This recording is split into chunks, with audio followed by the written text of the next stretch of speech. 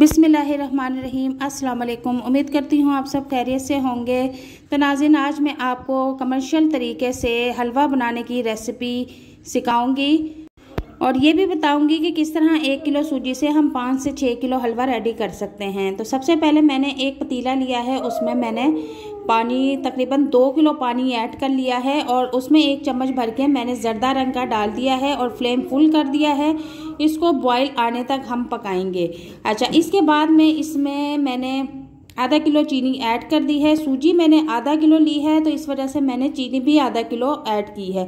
तो आप अपने टेस्ट के मुताबिक इसमें चीनी शामिल कर सकते हैं, कम ज़्यादा वो आपकी मर्ज़ी है, ठीक है। और इसके बाद कुछ चीज़ें मैं इसमें शामिल करूँगी। अब मैं इसमें 4 से 5 अदद छोटी इलायची ऐड कर दूँगी ताकि इसका भी जायका इसमें आ जाए और ये चाशनी की सूरत में हम इसको रेडी कर लेंगे।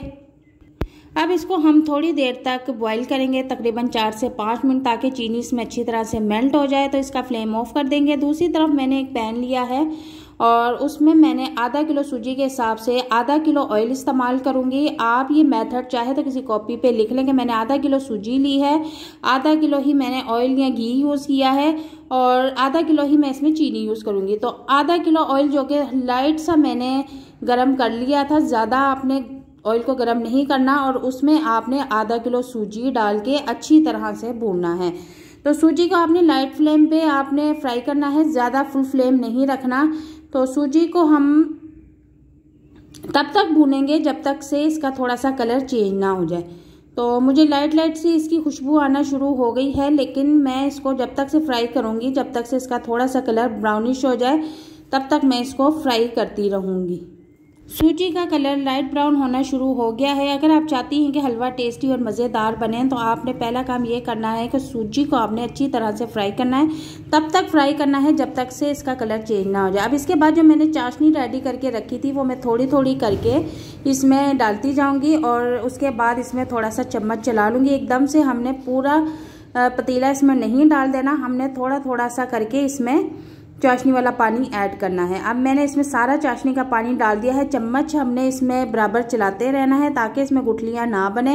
और फ्लेम मैंने इसका जो है तकरीबन मीडियम कर दिया है और इसको अब हम बॉईल आने तक थोड़ा सा पकाएंगे। और उसके बाद मैं इसको 15 मिनट के लिए लो फ्लेम पे, जिस तरह हम कोई चीज़ दम पे रखते हैं, इसको हम 15 मिनट के लिए दम पे रख देंगे।